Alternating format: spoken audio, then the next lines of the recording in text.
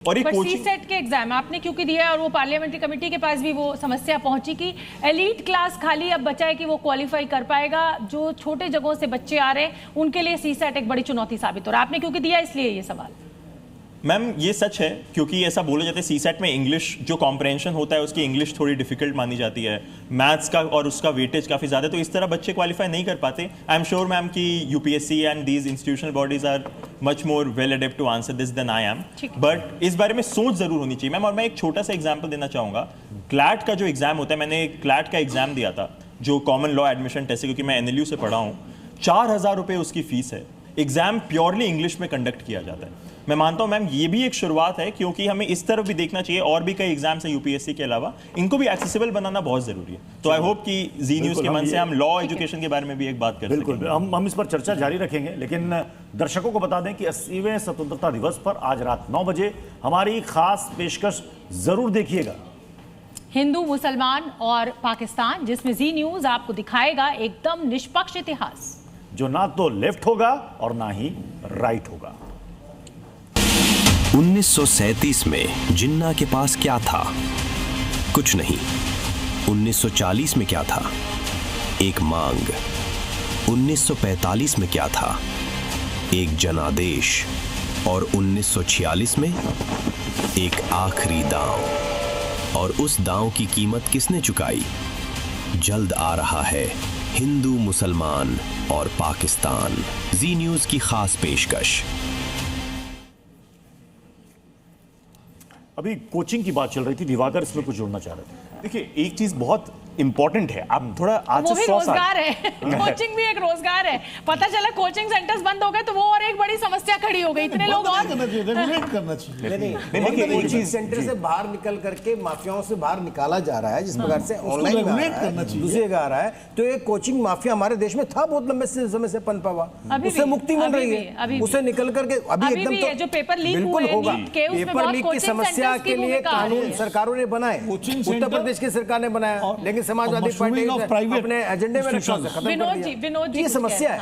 इस मेरे बस इतना से कहना है कि माफिया से बाहर निकल रहे हैं, उसमें समय लगता है। बहुत बड़ी समस्या पे बहुत बड़ी बात हो रही है। कॉमन समस्या है भाई। उसने क्या किया ये अब इसमें जवाबदेही हमें नहीं तय करनी। विनोद जी आप कुछ कह रहे हैं। मैं कहता कि कोचिंग सेंटर्स और निजी जो मशरूमिंग ऑफ प्राइवेट इंस्टीट्यूशंस हैं, I am not against privatisation के, मैं खिलाफ नहीं हूँ। अच्छे पार एक्सीलेंस के जो इंस्टीट्यूट्स हैं प्राइवेट सेक्टर के, वो भी हैं, उस तरह के इंस्टीट्यूट्स क्रिएट हों। लेकिन जो ये मशरूमिंग होती है कि आप यहाँ से देहरादून जाइए तो रास्ते में आपको कॉलेज मिलेंगे, 300 इंजीनियरिंग कॉलेज मिल जाएंगे, पता लगा ढंग की लैब नहीं है लेकिन बीटेक निकाल रहे हैं वो उनके पास जो है प्रोफेसर नहीं है लेकिन एमबीए निकल रहे हैं वहां से। अब वो एमबीए, अब वो बीटेक जो है वो आईटीआई वाला काम भी नहीं कर सकते, सपने बेचने का धंधा बना लिया। ये इस पर चेक होना चाहिए। ये माफिया गिरी, फिर वो पेपर लीक होता है, फिर वो नकल होती है, वो सारे काम होते हैं उल्टे सीधे, ताकि उनके इंस्टीट्यूट से लोग जो है ज़्यादा पास हों और ज़्यादा वो प्रचार करें। इसको रेगुलेट करने की ज़रूरत है और इन पर जड़ यहाँ पर है एक्चुअली। आप कमेटी बना लीजिए, आप कानून बना लीजिए, सब कर लीजिए। और जो दुर्भाग्य है कि इन माफियाज की घुसपैठ हर पॉलिटिकल पार्टी में है, हर सरकार में है, और इसीलिए इनके खिलाफ कोई सार्थक सही कार्रवाई आज तक नहीं हो पाई। देखिए, एक चीज मैं इसके अंदर बताना चाहूंगा। आज से 100 साल पहले जिसके अंदर ज्यादा फिजिकल बल होता था उसको ज्यादा कैपेबल माना जाता था, और जैसे जैसे हम आगे बढ़ते गए जिसके अंदर सोचने की शक्ति है, याद करने की शक्ति है, उसको अच्छा माना जाता था 1990 तक। अब हमें कुछ याद करने की जरूरत ही नहीं है। आज के डेट में कुछ, जैसे वनज ने बोला कि आज के डेट में क्रिटिकल थिंकिंग की जरूरत है, और क्रिटिकल थिंकिंग आपको कोई कोचिंग इंस्टीट्यूट नहीं पढ़ा सकता। तो वेदर हम इसके बारे में हम कुछ करें या ना करें, आने वाले 10 साल के अंदर थैंक्स टू जहां पे हमारी इकोनॉमी जा रही है, जहां पे आपको कुछ रटने की जरूरत नहीं है, आपको क्रिटिकल थिंकिंग की जरूरत है कि आप क्या पूछ सकते हैं, क्या सवाल पूछ सकते हैं, किस तरीके से सवाल पूछ सकते हैं, वो आज के डेट में कोई कोचिंग इंस्टीट्यूट नहीं सिखा सकता। तो वैसे आपको पढ़ाना भी वैसे ही पड़ेगा। मैं आपको बताती हूँ, विदेशों में जो पढ़ाई का सिस्टम है वो प्रैक्टिकल बेस्ड है, एस्से बेस्ड है। आपको सिलेबस समझा दिया जाता है, टॉपिक समझा दिया जाता है, उसके बाद आपको 10 किताबें पढ़कर उसके ऊपर एस्से पूछा जाता है। तो वो हमें अपनी शिक्षा प्रणाली में भी मुझे लगता है कि बदलाव करना होगा। और इसके साथ में मैं ये भी बोलना चाहूंगा कि इसके अंदर जैसे जैसे हम आगे बढ़ रहे हैं, हमें ये स्टार्टिंग से चेंज लाना पड़ेगा, और जब तक हम ये स्टार्टिंग से चेंज नहीं लाएंगे तब तक हम एक मजदूर की तरह, एक वेस्टर्न सिविलाइजेशन के लिए एक सस्ते मजदूर की तरह ही देखे जाएंगे। तब तक हम एक बड़े सुपर पावर की तरह नहीं देख सकते। कुछ कहना चाह रहे हैं? नहीं, जो इन्होंने कहा है मैं सुन रहा था, कहिए।